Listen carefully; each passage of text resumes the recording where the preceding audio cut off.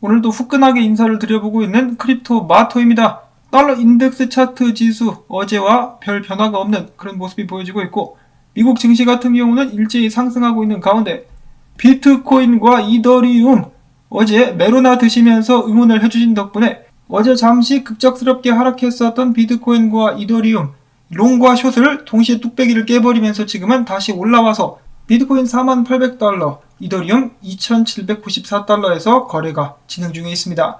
자, 그리고 드디어 어제 대망의 이더리움 네트워크 업그레이드 및 런던 하드포크가 성공적으로 적용이 되면서 이더리움이 소각되기 시작했습니다. 몇 시간 전의 기록인데요. 몇 시간 전까지만 해도 이더리움 아직 업그레이드가 적용된 지 24시간이 채 되지도 않았는데 1428개의 이더리움이 소각이 되었고요. 1시간 만에 무려 557개의 이더리움이 소각되는 그런 기염을 토했습니다. 자, 이더리움이 동네 1,000원짜리 아이스크림도 아니고 몇백만원 하는 것인데 계속해서 이렇게 빠르게 소각이 되고 있습니다. 이 여세를 몰아가지고 이더리움 가격이 계속해서 상승해 줄 수 있기를 바라보는데요. 이런 이더리움의 상황에 대해서 쭈기용 대표 크립토코안트의 CEO 같은 경우는 이더리움이 향후에 비트코인 시가총액을 뒤집을 기회가 있다라고 최근 인터뷰에서 밝혔습니다. 특히 이번 네트워크 업그레이드 덕분에 이더리움이 암호화폐 판도를 바꾸고 프로젝트의 확장성, 보안성, 분산성을 개선할 것으로 보고 있으며, 이더리움은 또한 기관 투자자들의 도움으로 장기적으로 비트코인을 업어치기로 뒤집을 수 있는 기회가 있다라고 그는 이야기를 했습니다. 자, 과연 암호화폐 시장의 정권 교체는 이루어질 수 있을 것인가? 이더리움이 굉장한 강세를 보여주면서 많은 사람들로 하여금 기대를 하게 만들고 있습니다. 자, 그리고 더 나아가서 이더리움 2.0을 기다리고 있는 사람들도 많이 있는데요. 컨센서스의 창업자인 조셉 루빈 같은 경우는 이더리움 2.0이 패러다임을 바꿀 것이다. 이더리움 2.0은 단순한 화폐 시스템이 아니라 차세대 인터넷이자 차세대 경제다. 이더리움의 생태계는 이미 비트코인의 생태계를 압도하고 있다. 그리고 이더리움의 속도와 거래량, 확장성 같은 경우도 비트코인을 능가를 해버린다. 이더리움 같은 경우는 금과 같은 초건전 화폐가 될 수 있으며, 이더리움 2.0 같은 경우는 에너지 같은 경우도, 그러니까 에너지 소비량도 획기적으로 절약할 수 있다라고 하면서 이더리움의 강점을 부각시켰다라고 합니다. 이더리움 2.0 전환 같은 경우는 내년 정도에 기대를 해볼 수가 있다라고 하죠. 많은 사람들의 꿈과 희망을 싣고 떠나는 이더리움 열차, 과연 떡상에 다다를 수 있을 것인가 계속해서 기대를 해보도록 하겠습니다. 자, 다음으로 해서는 국내 소식이 있습니다. 은성수 금융위원장이 그 자리에서 물러나게 된다라고 합니다. 이 비트코인이나 암호화폐들은 가치가 없다. 휴지 조각이 될 수 있다. 그럼에도 세금은 내놔야 한다. 모든 거래소를 전부 다 폐쇄시켜버릴 수도 있다라고 여러가지 어록을 남겼었던 은성수 씨. 다른 기사에서 봤더니 스스로 더 이상 못 해먹겠다고 쥐지치고 내려왔다라고 하는데요. 듣기로는 정치권이라든지 다른 쪽에 좀 욕심이 있어가지고 내려왔다라는 소문도 있습니다. 자, 아무튼 새로운 금융위원장으로 고승덕 씨가 아니라 고승범 씨, 새로운 금융위원장으로 지명이 되었는데 부디 암호화폐를 좀 싫어하지 말고 이 열린 마음으로 새로운 문물을 겸허하게 받아들이는 그런 자세를 가지고 암호화폐를 대할 수 있기를 바라봅니다. 자, 한편 국내에서 줄줄이 중소형 거래소 폐쇄가 예상이 되고 있는 가운데 금융위원회에서 암호화폐 거래소 청산 시스템 도입을 검토하고 있다고 밝혔습니다. 이게 무엇이냐? 조만간에 국내 암호화폐 거래소들이 아작이 나게 되면은 폐업한 거래소를 이용하던 투자자들의 예치금과 각종 암호화폐를 청산 시스템으로 이전을 시키고 신고를 마친 거래소들, 국내 4대 거래소들이 되겠죠. 이쪽으로 옮기는 것을 가능하게 만드는 것이라고 합니다. 그러니까 기존의 거래소들을 멸망을 시켜버리고 마음에 드는 거래소들 몇 개 남겨가지고 개돼지들을 그쪽으로 이제 몰아가는 거죠. 양치기처럼. 이렇게 되면은 국내 4대 거래소들만 신나게 생겼습니다. 국내에서 몇 개 통신사가 독점하듯이 암호화폐 시장을 그들이 독점하게 될 수 있는 것이겠죠. 자, 일단 이것은 제 생각이고 다른 생각을 가지신 분들도 계시리라 생각을 하는데요. 이 많은 분들이 잡거래소들을 없애야 된다라고 말씀을 하시는데, 거래소들 자체가 문제가 아니라 잡거래소들에서 불법적인 행위를 하는 것이 문제죠. 그래서 불법 같은 경우는 강력하게 규제를 하되 이 사업 자체는 누구나 끼어들고 누구나 진행할 수 있도록 자유롭게 환경을 마련해줘야 되지 않나, 그런 생각을 좀 해봅니다. 다음으로는 굉장히 흥미로운 소식이 나왔습니다. 인도의 암호화폐 거래소에서 지금 열리고 있는 도쿄올림픽 메달리스트들에게 암호화폐를 선물로 주겠다라고 밝혔습니다. 이 거래소의 이름은 BitBNS라는 거래소인데요.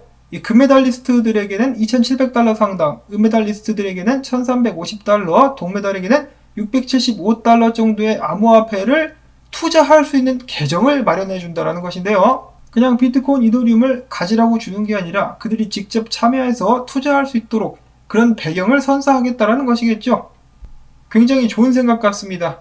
자, 다음으로는 중국 기업이죠. 샤오미의 포르투갈 지사가 비트코인, 이더리움 등으로 결제를 지원한다라고 밝혔는데 니네 이래도 되냐? 공산당한테 쳐맞을 수도 있는데.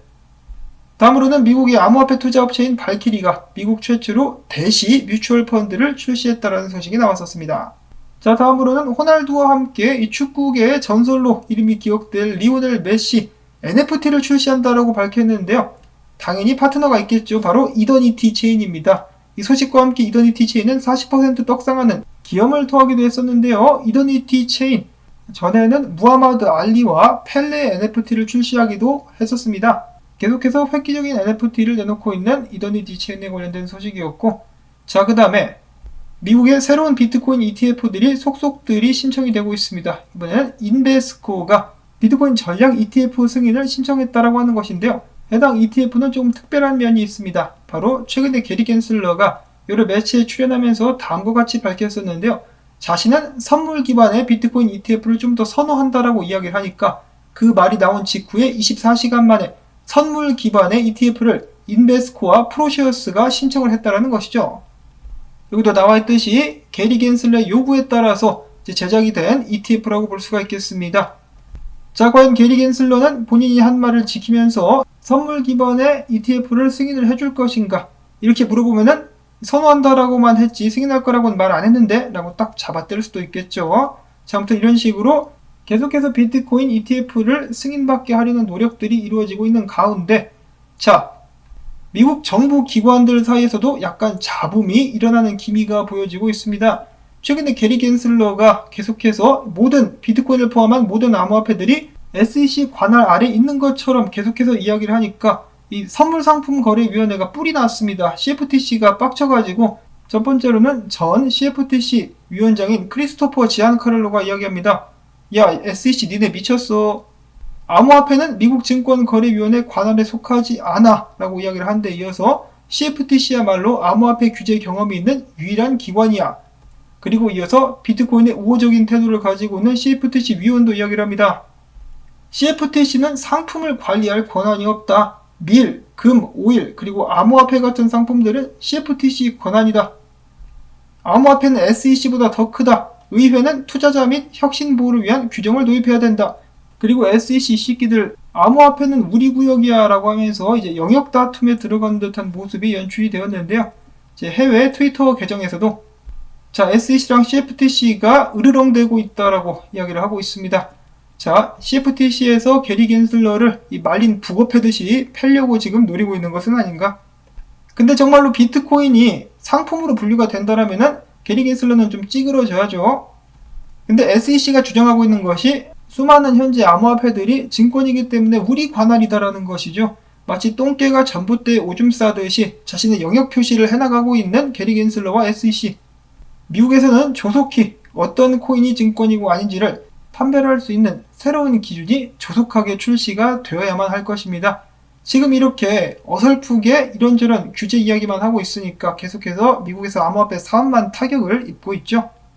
정신 단디 차리고 니들끼리 쇼 붙여가지고 제대로 된 기준을 들고 나올 수 있기를 바라보고, 그 다음으로 해서는 정말 반가운 소식이 저희들을 맞이하고 있습니다.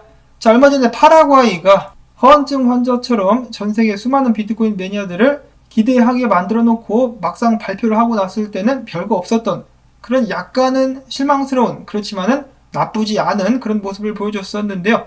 이번에는 진짜가 나타났다. 파라과이는 구라과이, 가짜 과이고 우루과이가 진짜 과이다. 우루과이 상원 의원이 이야기합니다. 암호화폐, 이 비트코인의 법정화폐 도입 법안을 발의하겠다. 해당 소식의 출처는 코인데스크인데요. 코인데스크에 따르면 우루과이 국민당 소속 상원 의원인 좌안 사르토리, 이름부터 살살 녹죠. 사르토리 씨가 암호화폐를 법정화폐로 도입하는 법안을 발의를 해버렸다라고 합니다. 우루과이 상원 의원은 국민당이 전체 30석 중 과반 이상인 17석을 차지하고 있다라고 하는데요. 자, 엘살바도르에 이어서 과연 우루과이가 두 번째로 비트코인을 법정화폐로 인정하는 나라가 될 수 있을 것인가?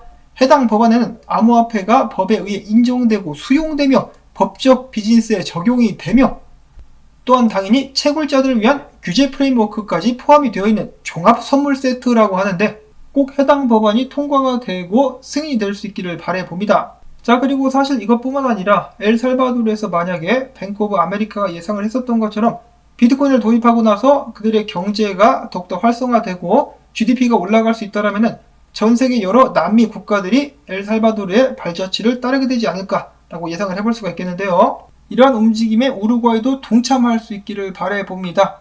니네 나라도 좀 잘 먹고 잘 살아야지. 그러면 비트코인 하루빨리 받아들일 수 있기를 바라보고, 그 다음으로는 정말 괘씸한 소식이 나왔죠.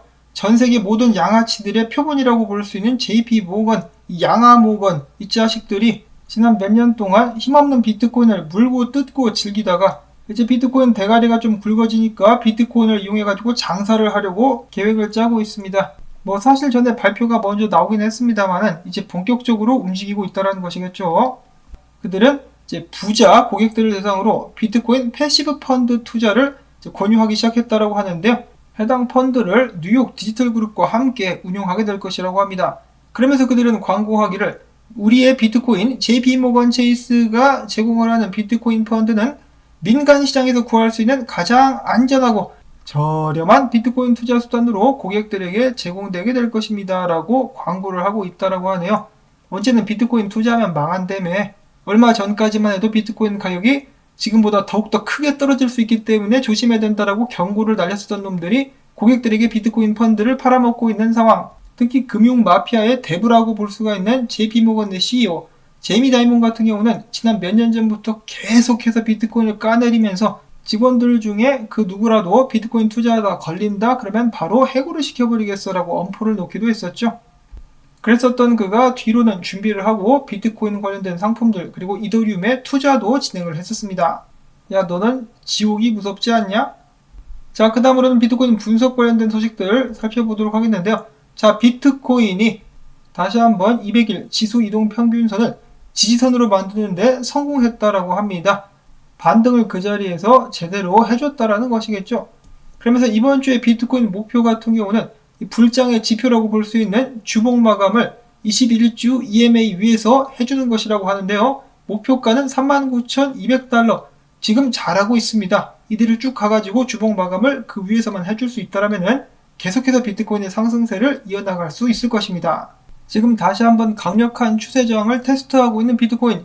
이것을 뚫을 수 있어야만 지속적인 상승을 해줄 수가 있을 것이고, 그리고 또한 더 높은 고점을 찍기 위해서 43,000달러까지는 올라가 줘야 되는데요. 이더리움의 강력한 상승세에 힘입어가지고 그 목표를 달성할 수 있을 것인지 기대를 가지고 지켜보도록 하면서 오늘 영상은 여기서 또 마무리를 짓도록 하겠습니다.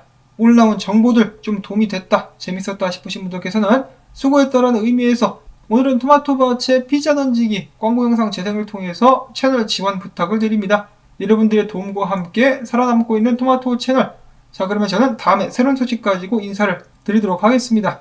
안녕히 계십시오.